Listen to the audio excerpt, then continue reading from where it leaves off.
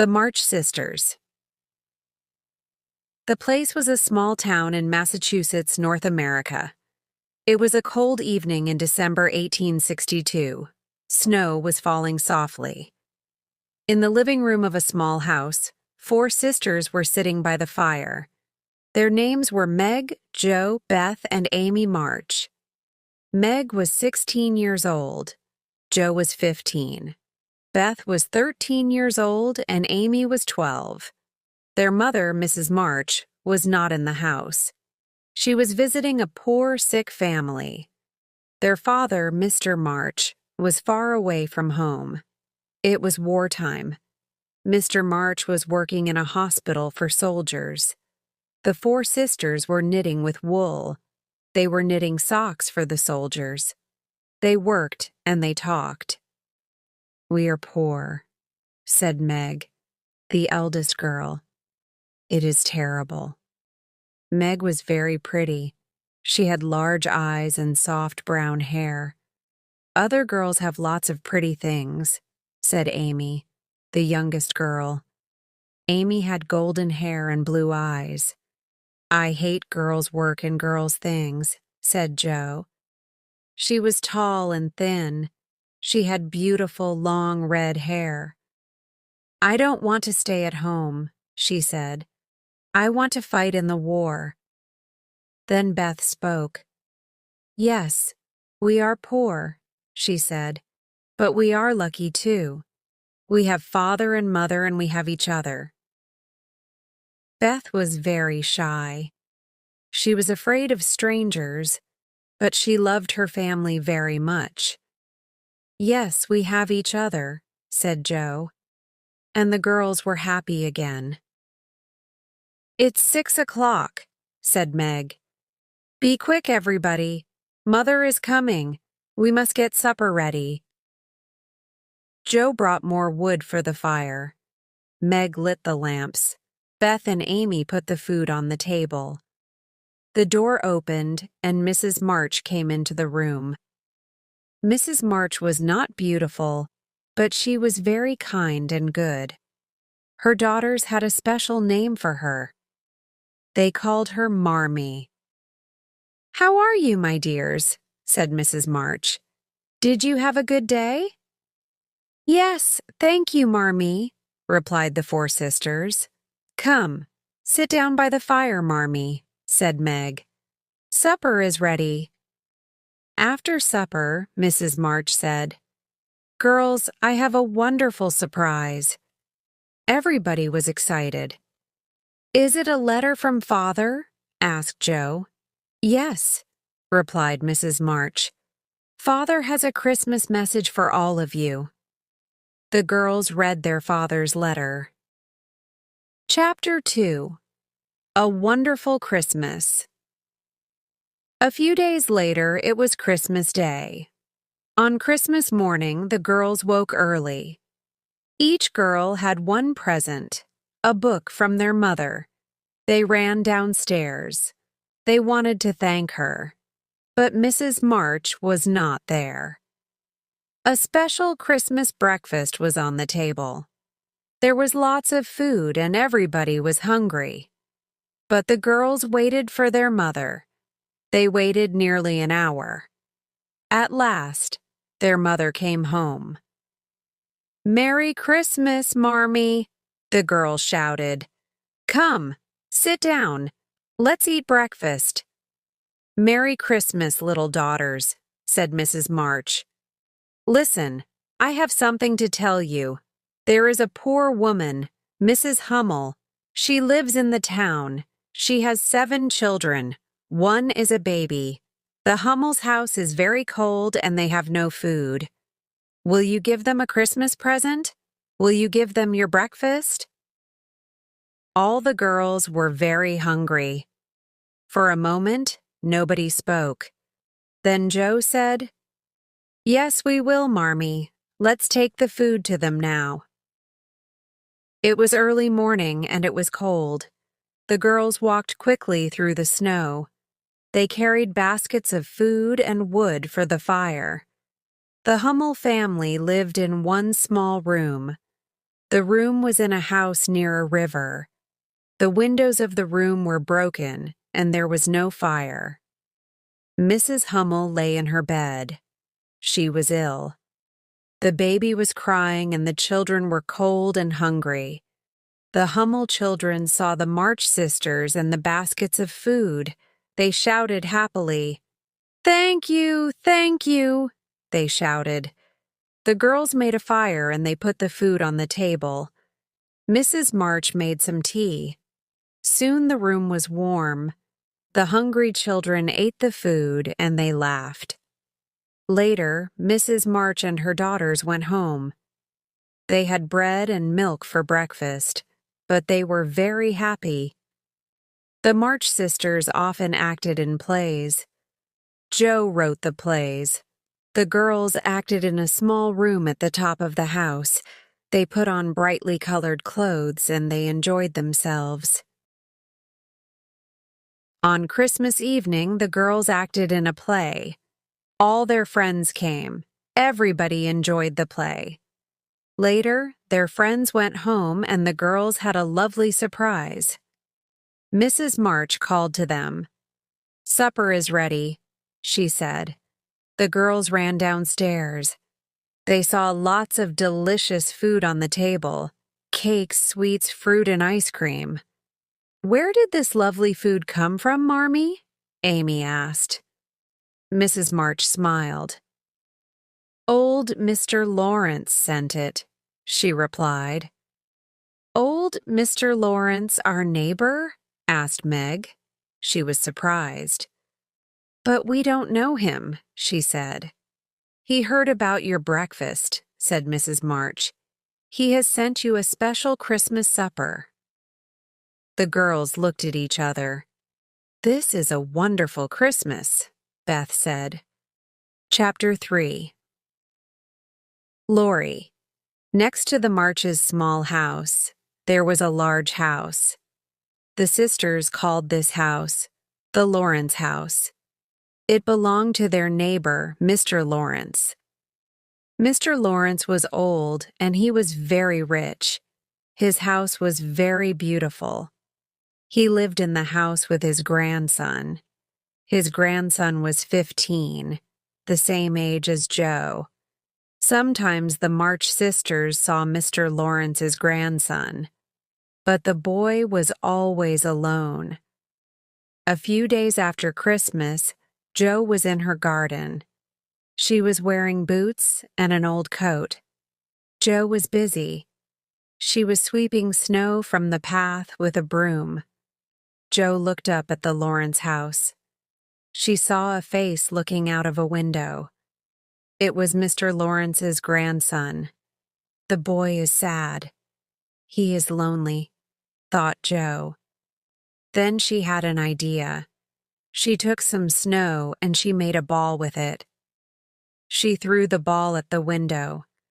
The boy laughed and he opened the window. "Hello?" called Joe. "Are you ill?" "I was ill last week," said the boy. "I'm better now, but I'm very bored. I am not doing anything." "I'll visit you," said Joe. "Yes, please come," said the boy. A few minutes later, Joe knocked on the door of the Lawrence house. She was carrying a small basket. The basket was full of apples and cakes. The boy opened the door and Joe gave him the basket. "These things are for you," she said. "They are from my mother." "Thank you very much," said the boy. "Please come in. My name is Lori, and you're Joe, aren't you?" "Yes," said Joe. She was very surprised.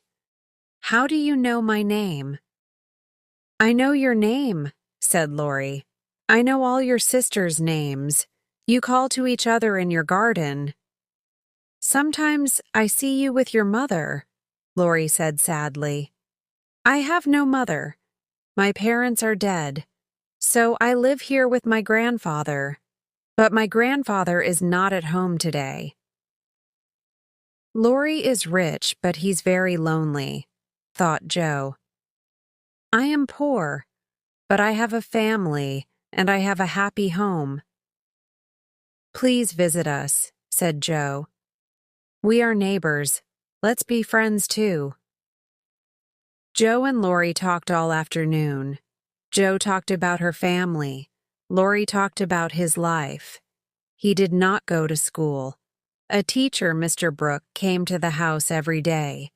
Mr. Brooke taught Lori his lessons. Come into our library, said Lori. We have many fine books in the library. The library was a beautiful room with big windows. There were hundreds of interesting books on the shelves. There were many fine pictures on the walls. What a wonderful room, said Joe. Suddenly, Lori and Joe heard a noise. Grandfather has come home, said Lori. I must go to him. Please stay here. Lori went out of the library. Joe stood by the fire. There was a picture of old Mr. Lawrence on the wall. Joe looked at the picture. The door of the library opened, but she did not turn round. Lori, she said. Mr. Lawrence, your grandfather is not handsome, but he has a kind face. I like him. Thank you, said a voice. Joe turned round quickly. Mr. Lawrence was standing near the door. Oh, she said. I am sorry. So I'm not handsome? Asked Mr. Lawrence. Well, no, sir. But I have a kind face? Yes, you do, sir, replied Joe. Mr. Lawrence laughed. I knew your grandfather, he said. He was a good man. Now have some tea. Lori was very happy. Lori and Joe drank tea and they talked. Mr. Lawrence watched them. My grandson is happy, he thought. He was lonely. He must have some friends. Later, Joe went home. She told her mother and her sisters about the Lawrences' beautiful house. Marmee, please let Lori visit us, she said. Yes, dear, replied Mrs. March. Your new friend Lori will be welcome in our house. Chapter 4. A present for Beth, Lori, and the March sisters became good friends. They visited each other often. They had many happy days together. Everybody liked Lori and his grandfather. Meg, Joe, and Amy all went to the Lawrence house. Meg loved flowers and gardens. She liked the garden at the Lawrence house very much. It was winter and there were no flowers, but there was snow on the trees. They were very beautiful. Joe wrote plays and stories, and she loved books. She liked the library at the Lawrence house. Amy liked the library too. She painted pictures. She liked the paintings on the library walls. But Beth did not visit the Lawrence house. She was very shy. She was afraid of old Mr. Lawrence. Beth did not go to school. She learned her lessons at home. Beth's life was quiet, but she was very happy. She helped her mother with the housework. She learnt her lessons every day. Beth loved music. The Marches had a piano, but it was very old. Beth tried to play the piano, but the music did not sound very good. One day, Mr. Lawrence spoke to Mrs. March. Do your daughters play the piano? He asked. Beth plays the piano, Mrs. March replied. I have a beautiful piano, said Mr. Lawrence, but nobody plays it now. Will Beth come to my house? Will she play the piano? Beth is very shy, Mrs. March said. Lori and I are often out of the house, said Mr. Lawrence. Beth must come then. We will not hear her playing the piano. Mrs. March told Beth the news. Beth was very happy and excited. She wanted to play Mr. Lawrence's piano. The next day, Beth went to the Lawrence house. The house was very quiet. Good, thought Beth. Everybody is out of the house. The piano was in the living room. Beth walked very quietly into the room. She touched the piano. How beautiful it is, she thought. Some pages of music were lying on top of the piano. Beth looked at the pages. The music was not difficult, so she started to play. Beth played the piano for many hours. She enjoyed herself very much. After that, she went to the Lawrence house every day. Sometimes Mr. Lawrence was in the house. He often listened to the music. But Beth never saw him. A few weeks passed. One day Beth spoke to her mother. "Marmee," she said, "I want to thank Mr. Lawrence. He has been very kind. I will give him a present. Shall I knit a pair of slippers for him?" "Yes, Beth," replied Mrs. March. "That's a very good idea." Beth bought some wool and she made a beautiful pair of slippers. She took them to the Lawrence house. Mr. Lawrence was away from home. So Beth wrote a short note. She put the note and the slippers on a table. Then she went home. Oh, thought Beth. Mr. Lawrence did not like the slippers. The next morning, Beth walked by the river. She was sad. Later, she went home. Her sisters were waiting. They were very excited. "Beth! Beth, come quickly," they called. "You have a present. Come and see." They took Beth into the living room. In the middle of the room was a beautiful little piano. On top of the piano, there was an envelope. "Open the envelope, Beth," said Joe. "Please open it for me," said Beth. Joe opened the envelope. She pulled out a note. She read it to her mother and sisters. Beth was very excited. "Mr. Lawrence has given me this piano," she said. "I am very lucky." Beth sat down at the piano and started to play. The piano sounded beautiful, but suddenly she stopped playing. "I must thank Mr. Lawrence now," she said. Beth was not shy anymore. She ran quickly to the Lawrence house and went inside. Mr. Lawrence was in the library. Beth ran to him and she kissed him. Then she said, "Dear Mr. Lawrence, thank you so much for my beautiful piano." Beth was not afraid of Mr. Lawrence anymore. Chapter 5. Amy in Trouble. It was Saturday afternoon. Meg and Joe were in their bedroom. They were putting on their coats. They were going out. Amy came into the bedroom. "Where are you going?" she asked. "Don't ask questions," said Joe. "We're going to the theater with Lori," said Meg. "We're going to see a play." "Oh," said Amy, "I want to come with you. Please." "No," said Joe. "You are too young." "I'm not too young," she said. "I'm 12 years old. Please, please let me come with you." Joe often became angry very quickly. She became very angry with Amy. "No, Amy," she said. "We will not take you with us. Please go away." Amy started to cry. At that moment, Lori arrived at the house. "Meg! Joe! Are you ready?" he shouted. "We're coming," Joe replied. Joe and Meg ran downstairs. Amy stopped crying. "You'll be sorry, Joe March," she shouted. Joe and Meg had a wonderful time at the theater. They returned home in the evening.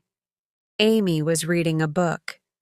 She did not ask them questions about the play. The next day, Meg, Beth, and Amy were sitting in the living room. They were sitting by the fire. Suddenly, Jo ran into the room. She was very upset. "Where is my book of stories?" she asked her sisters. "Have you seen it?" Jo often wrote stories. She wrote them all in a little book. But today, she could not find her book. "I haven't seen your book," said Meg. "Have you seen it, Beth?" "No," said Beth. Amy was very quiet. She did not say anything. "Amy, where is my book of stories?" asked Jo. "I don't know," replied Amy. "Yes, you do know," said Jo. "Tell me immediately. Where is it?" "You'll never see it again," said Amy. "Why not?" asked Jo. "I burnt it," said Amy. "You didn't let me come to the theater yesterday, so I threw your book of stories on the fire." Jo was very angry. She held Amy's arms and shouted at her. "You bad, bad girl," Jo shouted. "I wrote those stories for Father. Now they are gone forever." Suddenly, Amy was sorry. She started to cry. "Please forgive me, Jo," Amy said. "I'm very, very sorry." Tears fell from her eyes. "I'll never forgive you," said Jo. "Never." Jo did not speak to Amy again that day. She was very angry and upset. The next day, the weather was very cold. There was a river near the Marches' house. The river had frozen. It was ice. Laurie came to the Marches' house. He was carrying a pair of ice skates. "Let's go to the river, Jo," he said. "We'll skate on the ice." "All right," replied Jo. She went to a cupboard and she took out her ice skates. Amy watched her sister. After a few minutes, Jo and Laurie left the house. "I want to skate too," Amy said to Meg. "Take your ice skates and run after Jo," said Meg. "Jo will enjoy herself. She will soon be happy. Ask her to be your friend again." "That is a good idea," said Amy. She ran after Jo and Laurie. The river was not far away. Soon she saw Jo and Laurie skating on the ice. The ice was very thin in the middle of the river. Jo heard Laurie's words, but Amy did not hear Laurie. She skated to the middle of the river. Suddenly, there was a loud crack. The ice broke. Amy was in the water. Jo was terribly afraid, but she followed Laurie. They pulled Amy from the river. Amy was not hurt, but she was very cold and frightened. Jo and Laurie took Amy home. Mrs. March carried Amy upstairs to her bedroom. She took off the little girl's wet clothes, and she wrapped her in a blanket. Then she carried her downstairs to the living room. Amy fell asleep by the warm fire. "Will Amy be all right, Marmee?" asked Jo. "Yes, dear," replied her mother. "Amy was in trouble, but she will be all right now. She isn't hurt." Jo started to cry. "I was angry with Amy," said Jo. "She burnt my book of stories, but now I am very sorry. Sometimes I become angry too quickly. What shall I do, Marmee? Please help me." "Don't cry, Jo," said Mrs. March. "Remember this day. You won't become angry again." "I will remember," said Jo. At that moment, Amy opened her eyes and she smiled. She held out her arms towards Jo. The two sisters did not speak, but they kissed and they put their arms round each other. They were friends again. Winter soon passed. Spring came, and then summer. Mrs. March and her daughters were happy. but they all wanted to see Mr. March again soon. Chapter 6. Meg Loses a Glove. Meg, the eldest March sister, was a very pretty girl. Her friends often invited her to parties. Meg enjoyed the parties, but sometimes she was sad. She was sad because her family was poor. Meg's friends lived in fine houses. They had beautiful clothes. But Meg did not have beautiful clothes and lovely things. One day in July, Meg was at a friend's house. She heard a conversation. Two women were talking, her friend's mother and another woman. They were talking about Meg. "Meg March is a kind and lovely girl," said one woman. "But her family is poor." "The Marches live near the Lawrences," said the other woman. "The Lawrences are very rich. Does Mrs. March have marriage plans for her daughters? Will one of them marry Mr. Lawrence's grandson?" Meg heard these words and she was very upset. "I like Laurie very much," she thought. "But I do not want to marry him. We don't think about Laurie's money. He is our best friend." Meg went home. She spoke to her mother. "Marmee, do you have marriage plans for us?" she asked. "Marriage plans?" said Mrs. March. Meg told her mother all about the women's conversation. Mrs. March was very angry. "Those women are very foolish," she said. "My daughters are beautiful and good and happy. They will marry good husbands." "But good men are not always rich men," Mrs. March said. "Love is more important than money. Don't marry a rich man without love, Meg. Marry a poor man with love. Then you will be happy." "You're right, Marmee," Meg said. "I'll always remember your words." The next day, a letter arrived for Jo. Jo read the letter to her sisters. "A picnic! That will be exciting," said Amy. "Please, Marmee, we want to go on the picnic." "Very well." "Go on the picnic," said Mrs. March. "You will have a good time." The next day was warm and sunny.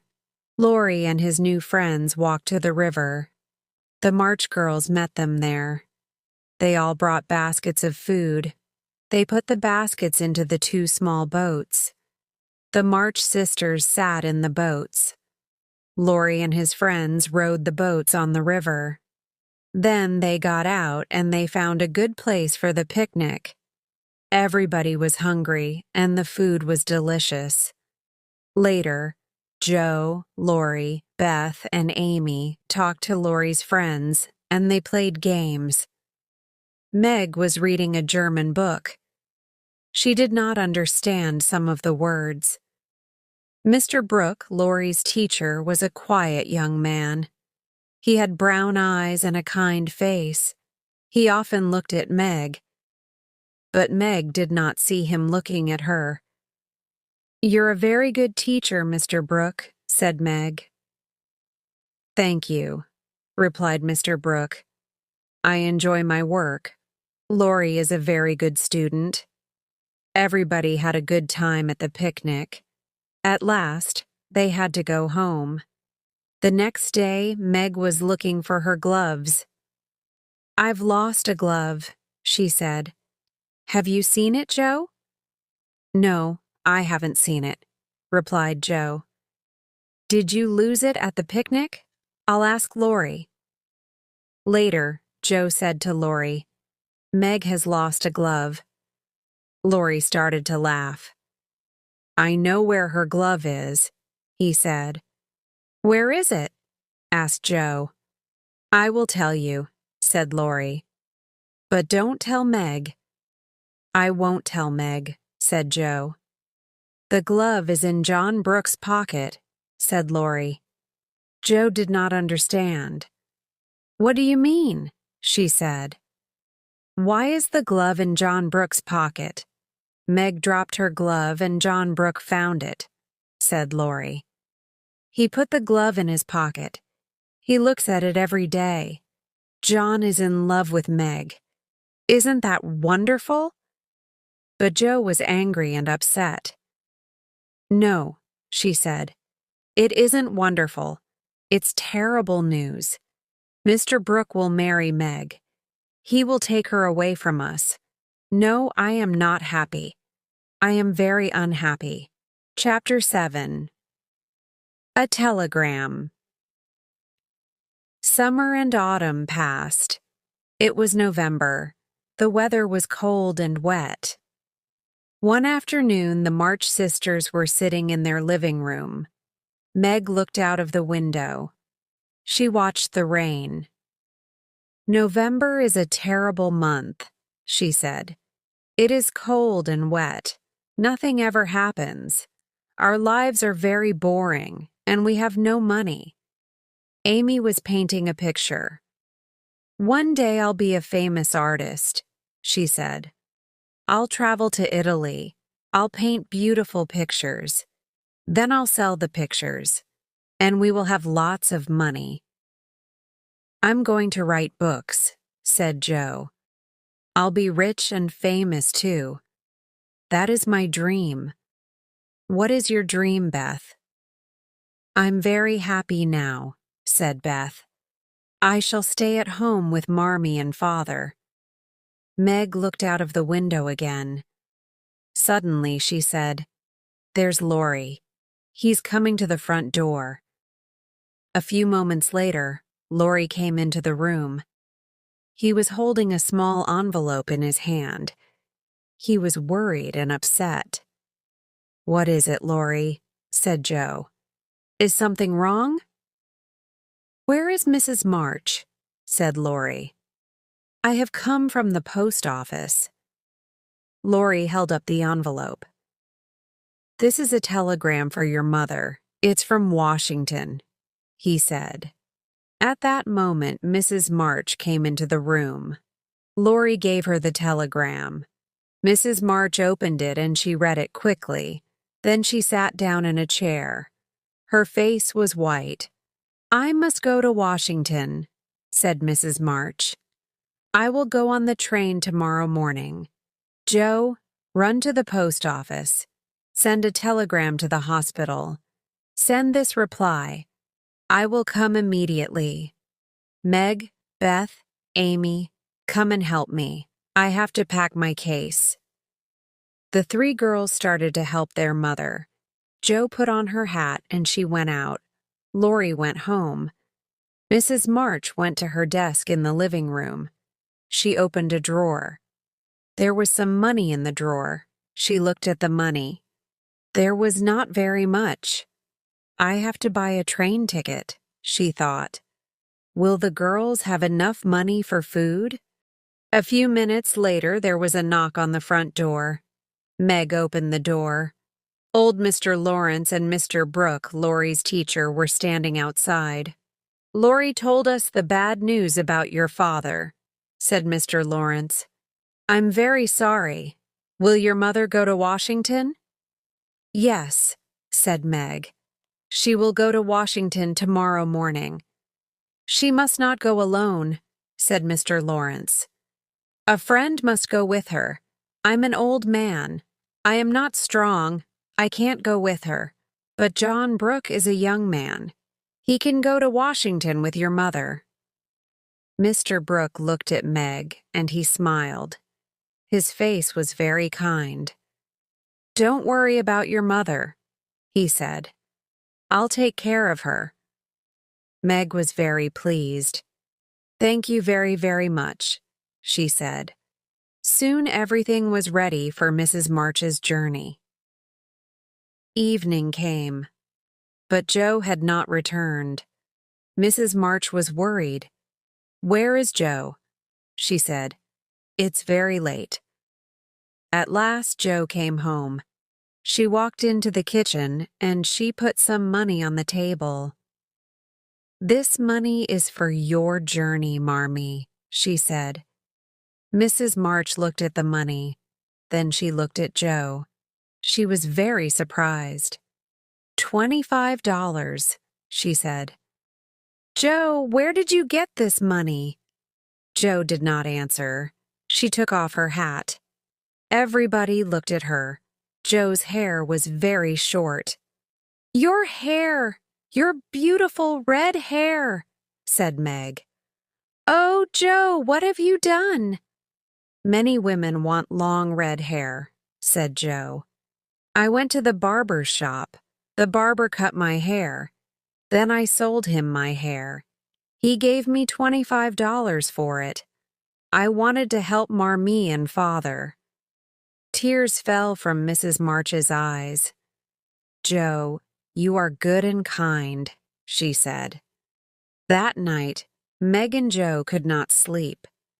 Joe was thinking about her hair. Meg was thinking about Mr. Brooke. Both girls were worrying about their father. The next morning, Mr. Lawrence's carriage came to the Marches' house. Mr. Brooke was sitting inside the carriage. Mrs. March kissed her daughters and she said goodbye. Then she got into the carriage. The sun shone on the sad faces of the March sisters. Goodbye, dear Marmee, they said. Goodbye. Chapter 8. Beth is ill. Mrs. March was in Washington. The four sisters worked very hard. They did the housework every day. They were worried about their father and mother. But the girls were very kind to each other, and they wrote to their mother every day. Soon a letter arrived from Mrs. March. The girls were happy. And soon Meg, Joe, and Amy forgot about the housework. Beth did not forget. She did her own work, and she did her sister's work too. One afternoon, Beth, Meg, and Joe were talking. Amy was not at home. Meg, said Beth, please will you visit the Hummel family? Marmee often visits them. Marmee is not here. We must visit the Hummels. I'm sorry, Beth. I'm very tired today, said Meg. Joe must go to the Hummels' house. I can't go, said Joe. I'm going to meet Laurie. I can't visit the Hummels today. You must go yourself, Beth. I've visited the Hummels every day this week, said Beth. The baby is ill and I am very worried. Oh, said Meg. Amy will come home soon. Then she must visit the Hummels. An hour passed, but Amy did not come home. Meg and Joe went upstairs. Meg looked at a new dress. Joe wrote a story. They forgot about the Hummels. Beth waited. At last she put on her coat. She put some food in a basket and she went out. Meg and Joe did not see her leaving. Later Beth returned. She did not speak to anybody. She went upstairs to her mother's bedroom, and she shut the door. An hour later, Joe found Beth. Beth was sitting on her mother's bed. Her face was white, and she was crying. She was holding a bottle of medicine. What is wrong? Joe asked. Oh, Joe, the baby is dead, said Beth. Which baby? Asked Joe. The Hummel baby, replied Beth. I went to the Hummel's house this afternoon. The baby was very ill. Mrs. Hummel went to get the doctor. I held the baby in my arms, but it died. Oh, Beth, that is terrible, said Joe. What happened next? Mrs. Hummel came back with the doctor, said Beth. The doctor looked at the baby. He said, This baby had scarlet fever. Scarlet fever? Said Joe.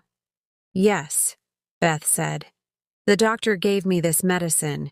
He said, Go home immediately. Drink some of this. and now I have a headache and I'm very hot.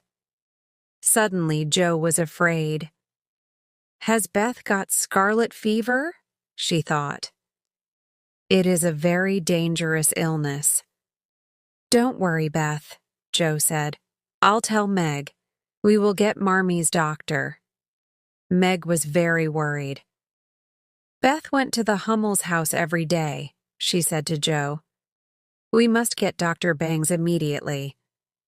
Dr. Bangs came and he looked at Beth. Then the doctor spoke to Meg and Joe. Beth has scarlet fever, he said. Who will take care of her? We will, said Meg. Joe and I have had scarlet fever. We are safe. Has Amy had scarlet fever? Asked Dr. Bangs.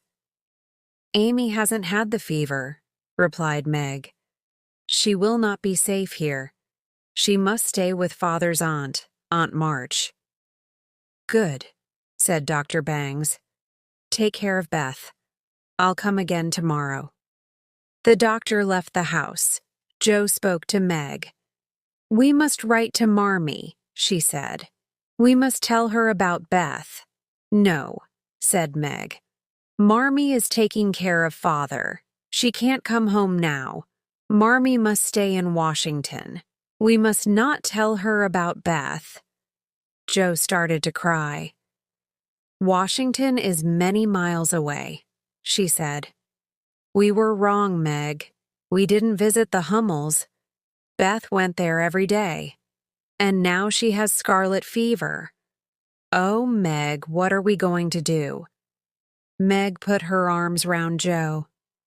Don't cry, Joe, she said. Beth has scarlet fever, but she will get better soon. Now we must take care of her. The next day, Amy went to Aunt March's house. Meg and Joe took care of Beth. Chapter 9. News from Washington. Beth was very ill. The days passed and she did not get better. Beth could not eat. She slept for many hours. Sometimes she was awake, but she could not remember things. Sometimes she called Joe, Meg. Sometimes she called Meg, Joe. Beth said her mother's name again and again. Joe and Meg were worried and afraid. One morning the two girls were talking. Let's send a telegram to Marmie, said Joe. Let's tell her about Beth now. Then she will come home. All right, said Meg. She sat down and she wrote the words for a telegram. I'll take this to the post office this afternoon, said Meg. But that afternoon, a letter arrived from Mrs. March. There was bad news in the letter. Mr. March was very ill again. Meg and Joe read the letter. They looked at each other. We must not send the telegram to Marmie, said Meg. Beth is ill, but Father is ill too. Marmie must stay with him. She can't come home now. A week later, it was the first day of December. The weather was very cold. The wind blew all day and snow fell. In the morning, Dr. Bangs visited the house. He looked at Beth for a long time. Then he spoke to Meg and Joe. Beth is very, very ill, he said. Your mother must to come home immediately. I will come back tonight. Meg, said Joe, we must send the telegram to Marmie. Joe put on her coat and hat and she ran outside. Laurie was walking towards the house. He was holding a letter in his hand. He was very happy and excited. I have good news, he said. This letter is from John Brooke. Your father is getting better now. But what's wrong, Joe? Where are you going? I'm going to send a telegram to Marmie, replied Joe. Dr. Bangs visited Beth. She is very, very ill. Joe started to cry. Laurie held Joe's hand. "Dear Joe," he said, "Grandfather and I will always help you. Please remember that." "Yes," said Joe. "You are our good friends. Thank you very much." "I must tell you something," said Laurie. "Last week, Grandfather and I were talking about Beth. We were very worried about her. We sent a telegram to your mother. We told her about Beth's illness. Today, I received this letter from John Brooke. Your mother will be here early tomorrow morning. Then everything will be all right." Joe was happy again. She stopped crying. "Laurie," she said, "you're a wonderful friend. Thank you." Joe ran inside the house. She told Meg the good news.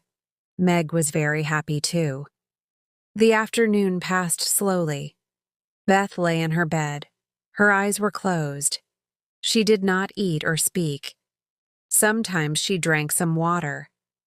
Meg and Joe sat by her bed. The wind blew and the snow fell. At last, night came. Meg and Joe watched Beth. They waited for Mrs. March, and they waited for Dr. Bangs. Old Mr. Lawrence and Laurie waited too. They sat downstairs in the living room. They sat by the fire. The hours passed. At 2 o'clock in the morning, Joe went to the window. She looked out at the garden. There was thick snow everywhere. "The world is sad and lonely tonight," she thought. Suddenly she heard a noise. She turned round. Meg was crying. "Beth has died," thought Joe. "Beth has died and Meg cannot tell me." She went to the bed and looked down at Beth. Beth was quiet. Her eyes were closed. Then the door opened and Dr. Bangs came into the room. "Beth is dead," Joe said quietly. Dr. Bangs looked at Beth. He held her hands. Then he smiled. "No," he said. "Beth isn't dead. She's sleeping. She's going to be all right. There is no more danger." Meg and Joe put their arms round each other and they cried. They were very, very happy. Soon it was morning. The sisters heard the sound of a carriage in the street. Then Laurie called from the living room. "Girls! Girls! Your mother is here!" Mrs. March had come home. Chapter 10.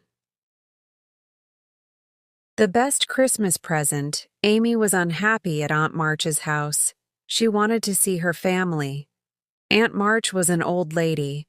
She did not like young girls. Sometimes she was angry with Amy.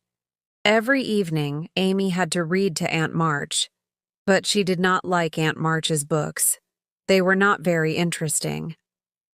One evening, Aunt March spoke to Amy. "I have had a letter from your mother," she said. "She has come home. She will take you home tomorrow." Amy was very happy.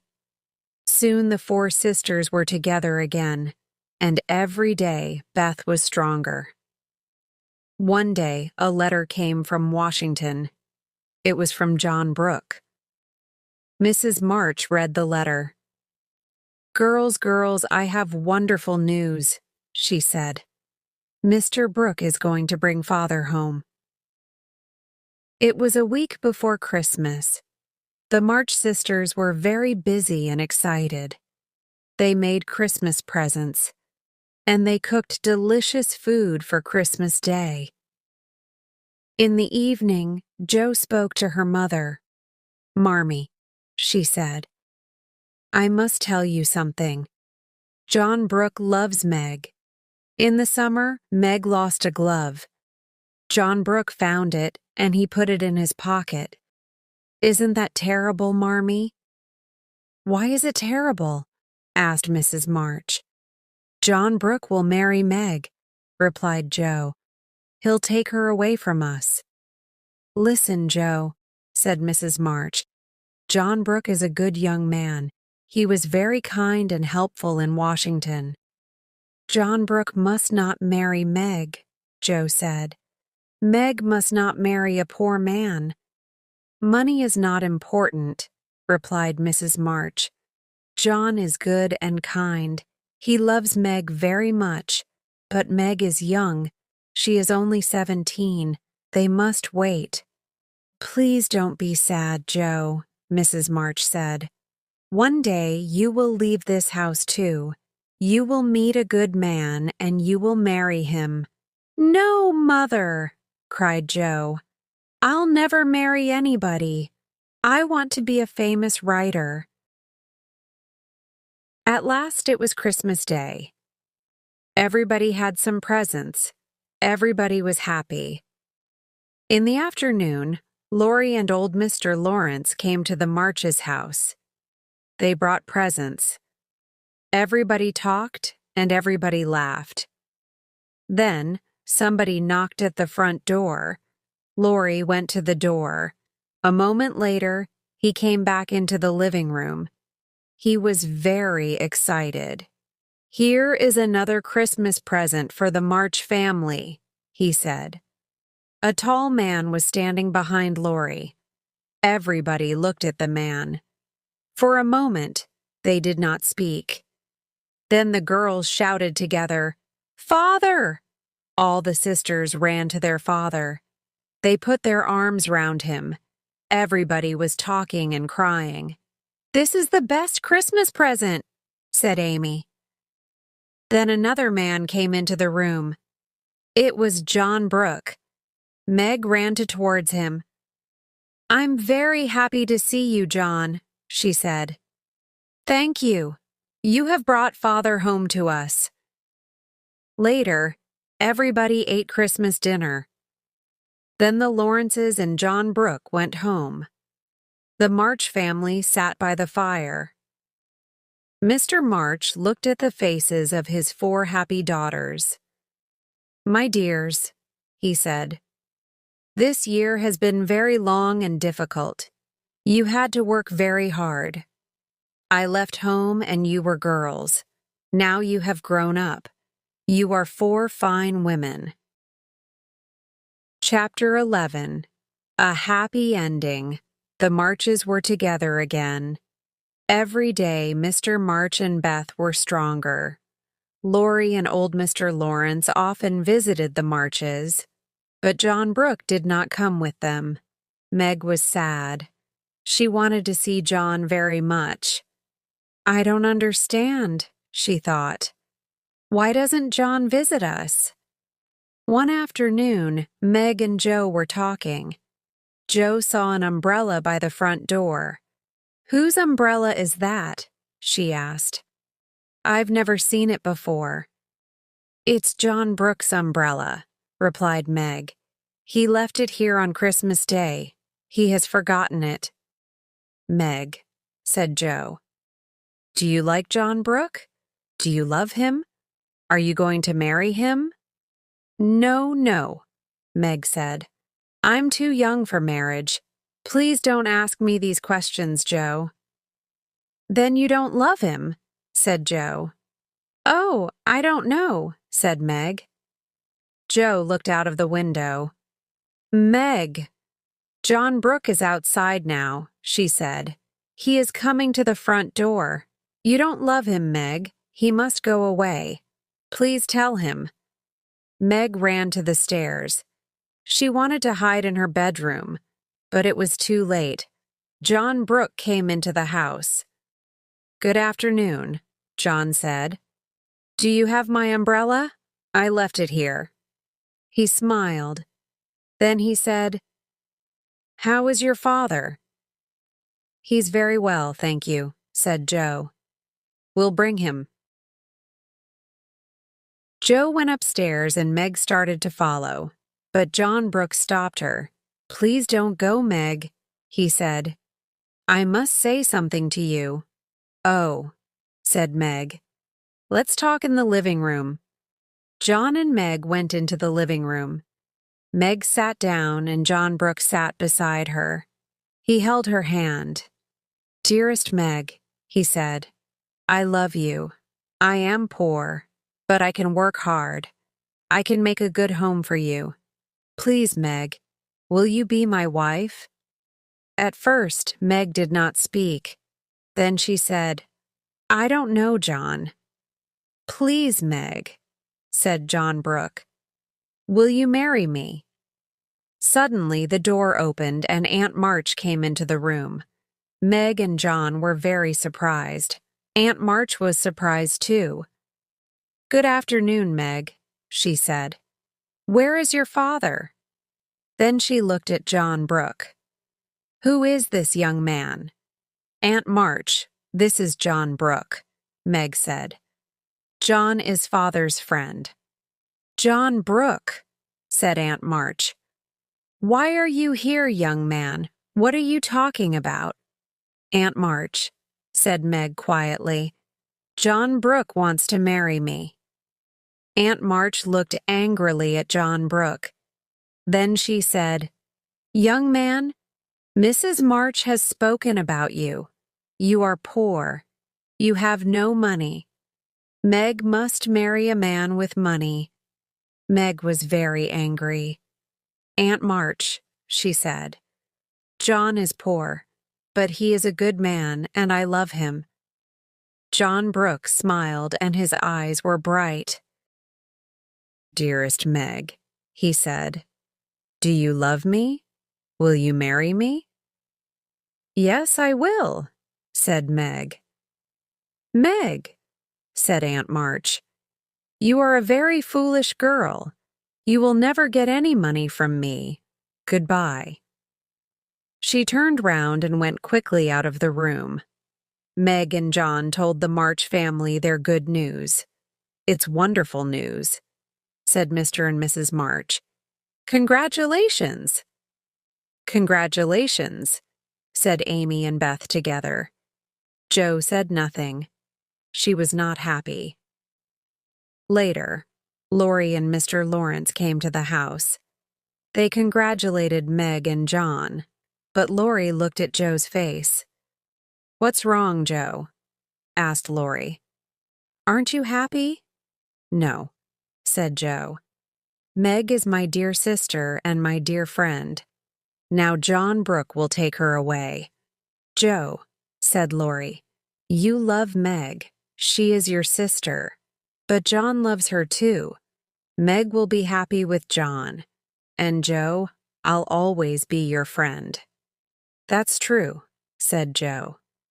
Thank you, Laurie. Jo looked round the room. She looked at her family. Mr. and Mrs. March were talking together. Amy was sitting on the floor near Meg and John.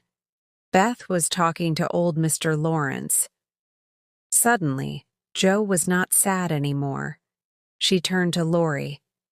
You are right, Laurie, she said.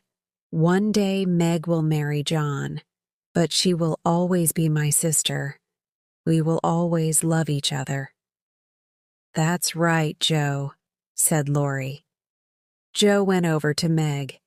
She held Meg's hands and she kissed her face. Congratulations, dearest Meg, she said. I am very happy for you. And congratulations, John. You are our brother now. Welcome to our family.